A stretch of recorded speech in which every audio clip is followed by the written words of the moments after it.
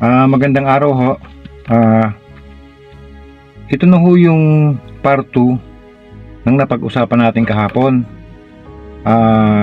Tungkol sa conflict ng mga bansang Israel at Palestine. So, para ho dun sa mga bagong makakapanood ngayon ng next video ito, magkakaroon ho tayo ng konting, i-refresh ho natin ng konti yung nangyari kahapon. So, yun yung kahapong kwento, ang pinag-aawayang lupain ng Israel at Palestine tungkol dun sa buong Israel, yung buong kalupaan. Ang original ho talagang pangalan ng lupaing pinag-aawayan ngayong panahon ay Canaan o Canaan. So yun, ang mga native talaga dito ay mga Canaanites. Sila yung talaga yung mga original na tao. So ang sabi naman ngayong panahon ng Palestinian ay kanila ang Israel, buong Israel. So balikan natin ha. Ang Canaan ay sinakop ng Ehipto hanggang dumating ang Assyria, Babylonia, tapos Roman Empire. So yun, ang Roman Empire, sila yung nagsimula kung paano nagkaroon ng salitang Palestine. So galit sila sa mga Jews, sa mga Hudyo, pinalayas nila ng Israel, at ang mga Palestinyo ang pinamahala nila sa buong lupain. So ang ibig sabihin ng Palestine ay lupang sinakop, or ang mga Palestinyo naman ay mga bagong mananakop. So yun know, doon nagsimula yung salitang Palestine saka Palestinian. So yun nga, nangyari yung pagbabagong yun, tinaboy ang mga Hudyo sa Israel, nagkalat sila sa mga buong Europa, nagkalat ho sila, hindi na ho sila pinabalik sa sa Israel, napakatagal na panahon. So natapos tayo kahapon sa issue na yun sa Muslim conquest. So ito na ho, noong 6th century AD, Anno Domini, or after death and resurrection of Jesus Christ sa ating kalendaryo, saka ho na itatag ang Muslim religion.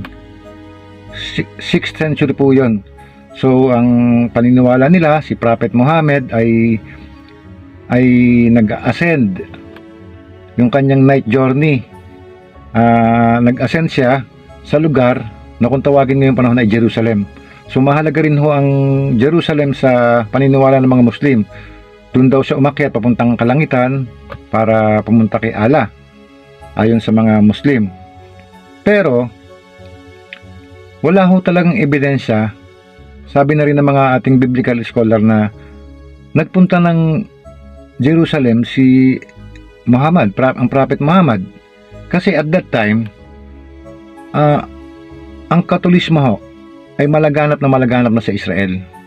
Under sila ng Byzantine Empire.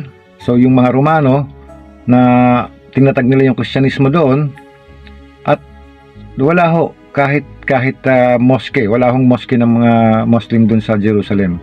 So pagpasok ng 638 AD, so yun na, sa Muslim conquest na ho tayo.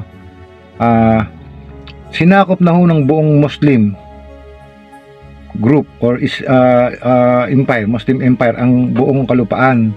So bumagsak sa kanila yung Byzantine Empire, Romano-Byzantine Empire, bumagsak sa kamay nila.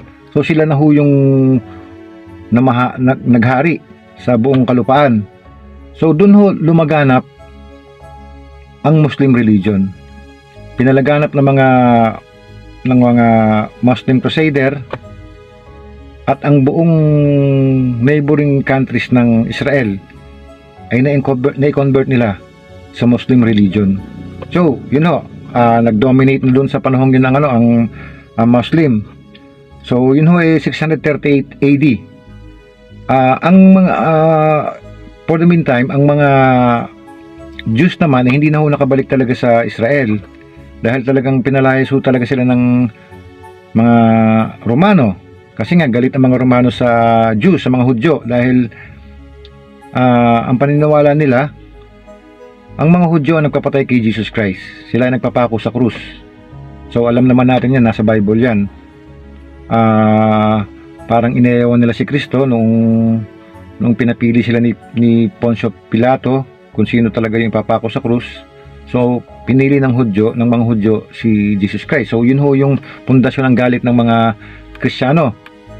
Kristiyanong grupo ng mga panahong yon against sa mga Hudyo. So pagdating ho ng 11th century, nagkalat na ho sa European ang Jews.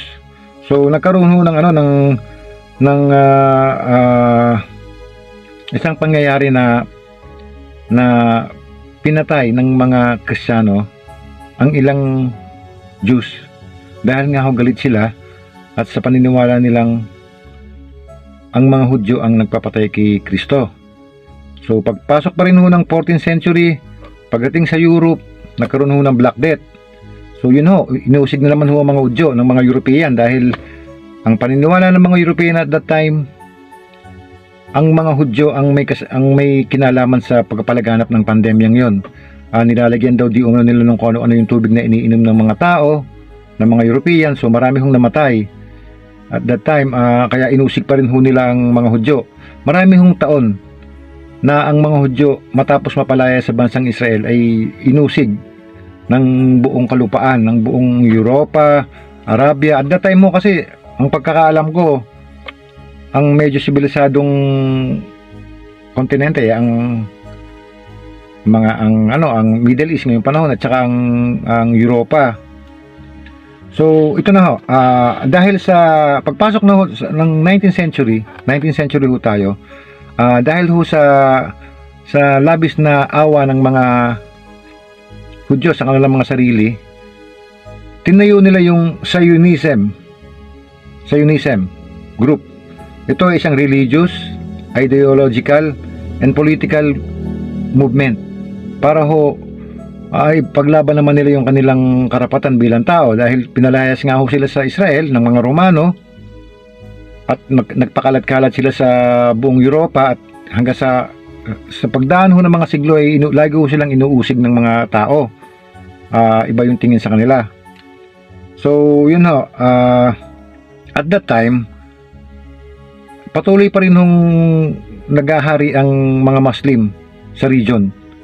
So pagpasok ko ng 19th century, let's say sabihin natin mga 1902. So ang Muslim Ottoman Empire ho ay bumagsak sa kamay ng mga British. So yun nga ho, ang mga Britain na ang humawak ng buong kalupaan, particularly ang Israel. Ang mga Britanya ho ay medyo nagkaroon ng simpatiya sa mga Jews. So unti-unti allowed na pabalikin nila ang mga Hudyo sa Israel kasi ang pinaglalaban ho matagal na ho pinaglalaban ng mga Hudyo na kanila ang Israel dahil yun ang lupang pangako sa kanila ng Diyos. Yun ho yung kanilang pinaglalaban. Kaya nga ho nila itinatag ang Zionism. So nagkaroon ho yun ng magandang improvement. So yun nga ho, hanggang sa hawakan ng Britanya ang buong kalupaan at napabagsak nila ang Ottoman Empire, Muslim Ottoman Empire sa mga kamay nila. So unti-unting bumalik ang mga Hudyo sa Israel. Na nagkaroon ho yun ng alitan pa rin dahil muling ibinabalik ng mga Hudyo ang kanilang lupain sa mga pangalan nila dahil sila naman daw talaga ho yung may-ari ng kalupaan. So pagpasok ko ng World War I, natigil ho yung pagpapabalik ng mga Britanya sa mga Hudyo dahil pumasok ko yung World War I. Hanggang sa 1939 nagkaroon ng World War I at pumasok na ho yun yung tinatawag na Holocaust. 6 na milyong Hudyo ang ipinapatay ni Hitler nung Holocaust na yun. So yun ho, medyo nadehado na naman ang mga Hudyo, napakababa na ho ng tingin sa kanila ng tao. Patuloy pa rin ho hanggang sa natapos ang World War I, tapos sumasok yung World War II, yun nga yung Holocaust. So, after ho ng World War II, 1948 ho ay pinayagan na ng UN na magkaroon ng sariling bansa ang mga Hudyo. Ito na ho yung Israel. 1948 ho ay tinatag ang bansang Israel na i-recognize ng buong mundo na ang mga Hudyo ay meron ng isang bansa na kikilalanin ng buong mundo. So, yun ho, doon ho nagsimula lalo ang away ng mga Palestinian at saka ng mga Israelita. Kasama na rin ho yung mga neighboring Arab countries. So, yun nga ho, 1967 nagkaroon ng gera, ginera ng mga bansang Jordan, Syria at ng Egypt ang Israel, pero sa loob ho ng anim na araw ay napagwagayan ito ng bansang Israel dahil talaga kung nasa isip nila na hindi sila pabayaan ng Diyos dahil ang Israel ay kanilang lupain. Yun ang lupang pangako na binigay ng Panginoong Diyos sa kanila. So yun ho, hanggang ngayon ng panahon ho, yun pa rin ho ang away tungkol sa lupaing pinag-aaway ng Israel. Ito nga, nangyayari ngayong panahon yung Hamas, nag-hostage ng mga tao, mga Israelita. So yun ho, magulo pa rin. Hindi pa rin talaga pumayag ang mga Muslim na magkaroon ng bansang Israel sa kanilang region. Yun ho talaga. Kahit ho nung una, ayaw pa rin pumayag ng mga Arabo na manatili ang mga Hudyo sa buong Arabian Peninsula. Yun ho yung nakikita kong dahilan nila. Parang religion war na ho yung nangyayari. So, ang nangyari ho talaga, balikan natin yung Palestinian. So, ang pinaglalaban ng Palestinian ay kanila ang lupang Israel dahil mga anak sila ng mga Palestine o Palestine. Descendant daw sila ng ngayon. Kaya kanila yung lupang Israel. So, dinaan ho sa siyensya ngayong panahon, dinaan ho sa siyensya ang paghahanap ng ebidensya. So, after ho ng DNA result, ay lumabas ho na ang mga Palestinian ay may lahing Arabo. Hindi ho sila lahi ng mga Canaanites or Philistine. Kasi ang Philistine nga ho, di ba galing ho yan sa Greece. Noong naitaboy nila ang bansang Ehipto sa Kanaan, sa story ng Lumang Tipan, ay sila na ho yung nag-handle ng bansang Israel na pinangalanan nilang Philistia, binago nila ang pangalan. So yun ho. Tapos ang mga tao ay tinawag na Philistine. Yun yung Philistine o Philistine, dun ho nagbase yata ang mga Palestinian na mga descendant daw sila ng Philistine. So sabi nila. So napatunayan ho naman ngayong panahon na through DNA na hindi naman sadya. Ang lumalabas ho sa DNA test ay sila ay may mga lahing Syria, Jordan at Iraq. Pero ang pinakamalapit ho ay galing sila sa southern part ng Jordan. Dahil going back to 138 years after death or Anno Domini, noong inuho yung Muslim conquest, after ho mag-dominate ng mga Muslim sa region, sa buong Arabian Peninsula, yung mga Muslim, naglipatan na ho ang mga Arabo sa Israel. Since wala na yung mga Hudyo sa Israel, pinalayas na nga ho ng mga Romano, sila na ho yung nag-dominate. So, sila na rin ang gumawa ng lumang mapa, yung sinasabi ng lumang mapa na Palestine ang may hawak ng sa lumang mapa. Hindi ho. Ginawa lang ho nung panahon ng Muslim Empire. So, yun ho. Salamat ho. Sana nagustuhan ninyo ang ating napag-usapan.